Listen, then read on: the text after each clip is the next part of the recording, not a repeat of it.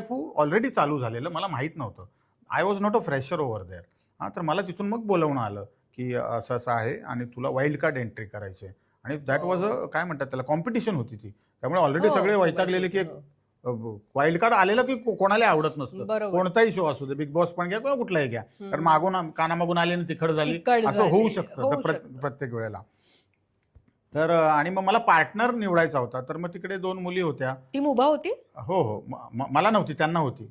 2 artist होत्या. एक सुप्रिया पाठारे होती आणि ओह! आपली ती गुप्ते, मला तिचं नाव आता लोकेश गुप्तेची बायको चैत्राली. चैत्राली हं, गुप्ते, ह्या हं. दोघी होत्या.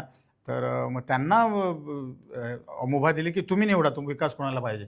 मग सुप्रिया म्हणते मला पाहिजे, ती म्हणते मला पाहिजे. कारण माझा तसा कॉमेडीचा इतिहास तसा बरा होता. हं. सो मग त्याच्यामध्ये सुप्रिया जिंकली आणि मग पहिलं स्किट आम्ही मग आगरी स्किट केलं, जे तुफान चाललं आणि त्याच्यावर बराच TRP खेचला त्या एपिसोडने. आणि मग तेव्हापासून आमची ती जोडी फिक्स झाली आणि मग शेवटपर्यंत आम्ही ते बॅटिंग करत राहिलो. आणि मग तेव्हा मी लेखक वगैरे काही नव्हतो. मग राकेश सारंग आहेत ना, हे प्रचंड हुशार आहेत. कारण मी जे बोलायचो ना मध्ये-मध्ये, म्हणजे माझे काय सवय हजरजबाबीपणा पहिल्यापासून होता. हं. आणि त्याच्यामुळे जे पंचेस आहे, विकास म्हणायचे ते पंचेस आहेत ना विकास, हेच गोळा करायचं असतं आणि याची स्क्रिप्ट तयार होते. म्हटलं सर मला सवय नाही, मी थोडी लेखक आहे. म्हटलं अरे काही नसतं, लेखक म्हणजे जे तुझ्या मनात आहे, जे कागदावर उतरवतात त्यालाच लेखक असं म्हणतात. ठीक आहे. मग त्यांनी मला एक स्क्रिप्ट लिहायला दिली. मग ती स्क्रिप्ट प्रचंड गाजली. बरं ती स्क्रिप्ट काय फार फेमस नव्हती, पण त्यांनी काय केलं, मागच्या दारातून येऊन स्वप्नील जोशीला ₹1000 दे आणि लिखाणासाठी विकासच्या लिखाणासाठी असं अनाऊन्स कर. हे मला नंतर कळलं. तर स्वप्नील जोशी विकास समुद्रेंच्या लिखाणासाठी ₹1000 असं त्यांनी मला नंतर मला कळलं, की मला मोटिवेट करण्यासाठी ते ओह! हे सगळं करत म्हणजे होते. हे पण करायचे हो, तेव्हा हो, हो, लोकं. हो. आणि मग मी खरंच मोटिवेट व्हायचो आणि मी झालो सुद्धा. आणि त्याच्यामुळे मला एक लिखाणाची मला कळलं, की गणित काय असतं. 10 मिनिटाच्या स्किटचं कसं करायचं, अर्ध्या तासाचं कसं करायचं, जर 2 तासाचा अख्खा इव्हेंट लिहायचा असेल तर काय करायचं, नाटकाचं लिखाण काय असतं, सिनेमाचं लिखाण काय असतं. हे कालांतराने हळूहळू जसं लोक माझ्या आयुष्यात येत गेली तसं मी त्या कालांतराने त्या गोष्टी शिकत गेलो. पण सुप्रिया पाठारे बरोबरचा जो सीझन आहे तो धमाल होता. आणि खूपच आम्ही त्यामुळे एकतर सुप्रिया पाठारे फक्त नाटकांमध्ये होती तेव्हा, किंवा सिरियल फिल्म्स असं तिने काही केलं नव्हतं. तर पॉप्युलॅरिटी तिला तशी काही माहिती नव्हती. ओके. सो तिने सुद्धा मला प्रचंड उत्तम साथ दिली. बरं, माझा एकही शब्द ती पडू द्यायची नाही. मी जे सांगेन तसंच्या तसं ती करायची. कधीच बोलली नाही की मी तुला सिनियर, कारण खरं तर ती सिनियर आहे मला.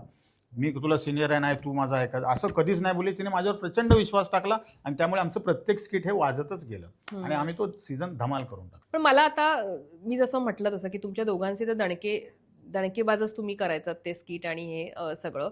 पण असं काही होतं का रे, तुम्ही जेव्हा दुसऱ्यांचं एखादं बघायचं परफॉर्मन्स, त्यावेळेला जे इतर जोड्या होत्या त्यांचे परफॉर्मन्स बघितल्यावर ते असतं ना, अरे ह्याचा छान झाला आज, याचा पडला, असं तुमच्यात गप्पा व्हायच्या, रंगायच्या त्यावेळेला? नाही, सांगतो ऐक ना, काय गंमत व्हायची. मी म्हणजे आपलं पुलंचं कॅरेक्टर कोण होतं ते? तो सगळ्यांच्या कामी येतो तो. पुलंचं? व्यक्ती आणि वल्लीमधलं. हं. नारायण. हां, हां. नारायण जो सगळ्यांची हेल्प करत असतो ना, हां, हां, हां. तर मी सुप्रिया पाठारेला तिचं तो एक हे असायचं, अरे विकास आपण कंटेस्टंट आहोत, तू माझ्या रूम मध्ये ये. मी भलत्यांच्याच रूम मध्ये असायचो. त्याला पंच दे, त्याला पंच दे, त्याला पंच दे, असं माझं सगळ्यांच्या रूम मध्ये मी फिरतीवरती असायचो. आणि राकेश सर मला खरंच काय बोलायचे नाही, म्हणजे मला ओरडायचे नाही, अरे तू तुझं बघ ना, असं कधीच नाही बोलले. कारण त्यांना माहिती अल्टिमेटली हा त्यांच्या कार्यक्रमाला फायदा होणारी ही गोष्ट होती. आणि मी माझं स्किट तर पडू देणारच नाही. फक्त एवढंच असायचं की मी सुप्रियाला कधी जास्त वेळ नाही द्यायचो, कारण तिची पण ग्रास्पिंग पॉवर भन्नाट होती. आम्ही खूप कमी वेळ तालीम करायचो, पण जे करायचो ते करेक्ट करायचो. त्यामुळे तू जे म्हणतेस की याचं स्किट, उलट मला आवडायचं, एखाद्याचं स्किट वर आलं ना तर मला ते आवडायचं. कारण ती फिलिंग कधी तेव्हाही नव्हती आणि आजही नव्हती. कळलं का? किंवा छक्के पंजे करणं किंवा याचं स्किट पडावं ही इच्छा मनात येणं, हे तेव्हाही कधी नव्हतं आणि आजही नव्हतं. काही लोकांनी त्या गोष्टी अवलंबल्या, माझ्या जोडीचे जे लोक आहेत त्यांनी त्या अवलंबल्या आणि ते त्याच्यात यशस्वी पण झाले. पण काय असतं ना, तुम्ही एखादी चांगली गोष्ट करायला जाता आणि तुमच्या मागून जर तुमचं कोणी वाईट करत असेल ना, तर देव ते सगळं बघत असतो. कळलं? त्या डिरेक्टरपेक्षा मोठा डिरेक्टर तो वरती बसलेला आहे. कळलं? नाहीतर मला जगण्याचं काही कारण नव्हतं. प्रणाली 3 बेडवर होते, 3 ब्रेन हॅमरेजवाले. मी एकटा का जगलो? तर माझ्या काही चांगल्या गोष्टी मी माझ्या आयुष्यात केल्यात ना निस्वार्थीपणे, त्या मला पुढे उपयोगी पडल्या. कळलं का? त्यामुळे ते कधीच नाही आलं की याचं स्किट पडावं, त्याचं स्किट पडावं. मला प्रत्येकाचं स्किट वाजावं असंच वाटायचं. कळलं का? कारण शेवटी बघ, रियालिटी शो आहे आणि त्याच्यामध्ये तुम्हाला ऑलरेडी माहिती असतं की जिंकणार कोण आहे. अल्टिमेटली हे सगळ्यांना प्रत्येक रियालिटी शो मध्ये माहिती असतं. कळलं का? भले प्रेक्षकांना हे लोक काही फसवतील. तुम्ही हे वोट पाठवा, ह्याला वोटिंग कमी पडली, त्याला वोटिंग कमी पडली, असं काही नसतं. सेकंड सीझनला तर आरती सोळंकी आणि माझी जोडी होती. वाशीला का कुठल्या तरी ऑडिटोरियममध्ये होती, मोठ्या ऑडिटोरियममध्ये होती. आणि नेक्स्ट डे मला जायचं होतं दुबईला महेश मांजरेकरांचा शोसाठी, मिक्टा अवॉर्डसाठी. तर मी आरती आपली जिन्यावर बसून विकास दादा काय होईल आपला विकास, म्हटलं काही होणार नाही, 5वा नंबर आहे आपला, 5 फायनलिस्ट आहेत ना, आपण 5वे आहोत. का रे असं बोलतो? म्हटलं तू बघ, म्हटलं अजून आपली प्रॉपर्टी आलेली नाही आहे, कळलं का तुला? बाकी ज्यांची आल्या ना, आपली का नाही आली अजून? तर मी त्या फिनालेला हम आपके कौन आम्ही करत होतो पॅरडी. म्हणजे मी सलमान खान, आगरी सलमान खान, आणि ती दुबली पतली माधुरी दीक्षित आगरी, कळलं का? मी एक डायलॉग पण होता त्याच्या, ती उघडी पाठेवर सेम ब्लाऊज तिने शिवलं होतं आणि आरती सोळंकीची पाठ. मी डायलॉग ज्या असले पाठ आहे का पठार आहे आका, त्याच्यावर पण मोठं हे झालं होतं. तर त्या पिक्चरमध्ये सलमान खानकडे मेंडोलिन ते इन्स्ट्रुमेंट आहे. तर मी प्रोडक्शनवाल्यांना सांगितलं की मला एक मेंडोलिन आणून द्या, सलमान खान करतोय मी याच्यामध्ये. तर मग झालं. तर 1 तास आता रन थ्रू करायचे, ग्रँड रिहर्सल रन थ्रू. आणि त्याने मला काय आणून दिलं माहिती आहे? मेंडोलिनच्या ऐवजी पेंडुलम क्लॉक आणून दिलं मला त्याला. म्हटलं आता हे कुठे वाजवू मी? बॅकस्टेजला वाजवू का कॅमेरा समोर वाजवू? मेंडोलिनच्या ऐवजी त्याने पेंडुलम क्लॉक आणून दिलं. म्हटलं सर हे बघा काय, तूच लिहून दिलं नसेल बरोबर. म्हटलं तो पळत गेला, त्याला मी काय सांगू? काय लिहून द्यायच्या गोष्टी आहेत का? मेंडोलिन कुठे, पेंडुलम क्लॉक कुठे? म्हटलं आता काय करू सर, हेच वाजवू का? नको. सरांनी मग छोटी खेळण्यातली गिटार असते ना, ती मला कुठून तरी मागवून दिली आणि मग असं केलं. आणि मग माझं ठरल्याप्रमाणे 5वा नंबर आमचा तेव्हा आला. त्रास नाही करून घेतला, कारण आम्हाला ऑलरेडी माहिती असतं, प्रत्येक कंटेस्टंटला माहिती असतं की कोण जिंकणार. So that is it. कधीच नाही त्रास. आणि ते इक्वेशन अजून तसंच सुरू आहे, अजूनही तसंच सुरू. काही आठवडे आधीच ठरलेलं असतं सगळं. नाहीतर मला सांग ना तू, आता ऑडिटोरियम मध्ये फिनाले आहे, वोटिंग शेवटचा एक तास वोट करा सगळं चालू असतं. मग सगळे परफॉर्मन्सेस संपतात. मग जे जजेस आहेत ते मेकअप रूम मध्ये जातात. आम्हाला थोडा वेळ हवा आहे डिस्कशन करायला, ठीक आहे. आणि त्याच्यानंतर पहिलं पारितोषिक अनाऊन्स केलं जातं. विजेते आहेत ह्याव आणि ह्याव आणि त्यावचं नावं प्रिंट करून आलेले असतात. मग त्या मेकअप रूम मध्ये काय प्रिंटिंग प्रेस बसवल्यात? त्यांची नावं छापून कशी काय आलेली असतात त्याच्यावरती. आपण एक विचार करण्यासारखी गोष्ट आहे. सो ह्या सगळ्यांना माहिती असतं, पण काय तसं आम्ही कधी भाव नाही केला, काय नाही. जे आहे ते ऍक्सेप्ट करत गेलो, कारण आम्हाला माहिती आहे आम्हाला फक्त प्रेक्षकांच्या मनापर्यंत जायचंय. जिंकणं हारणं हा दिवस बदलले फू नंतर प्रचंड. म्हणजे काय, कशा पद्धतीने बदलले? सगळ्या पद्धतीने. म्हणजे पॉप्युलरिटी खूप वाढली, ठीक आहे. गाडी आली, ड्रायव्हर आला, बस बंद, ट्रेन बंद, कारण फिरणंच मुश्किल झालं होतं ग, कळलं का? मग किती लांब जायचं क्रेज असायची कॉमेडीची, स्टिल आताही ती आहे. खूप क्रेज होती. आणि बरीच कामं यायला लागली, मोठमोठी कामं यायला लागली. आणि फक्त एवढंच की मी कधी तसा माज कधी केला नाही. डाऊन टू अर्थ राहिलो, सगळ्यांशी बोलायचो.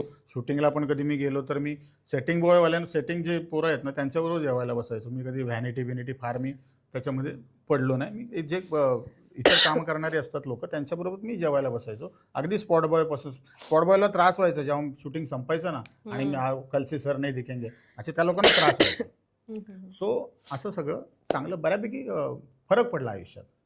तुझे मित्र असं आम्ही ऐकून आहोत, म्हणजे इंडस्ट्रीमध्ये मित्र कोणी कोणाचं नसतं. काम संपलं, जसं रात गई बात गई, तसं तुमचं तिथलं काम संपलं की तुमची मैत्री तिथेच संपते. नंतर कोणी तुम्हाला कॉल करत नाही, काय विकास कसा आहेस, बरा आहेस ना वगैरे. तुझ्या बाबतीत तो अनुभव कसा आहे? हो, ऑब्व्हियसली तसा जो सगळ्यांच्या बाबतीत असतो तोच माझ्या बाबतीत आहे.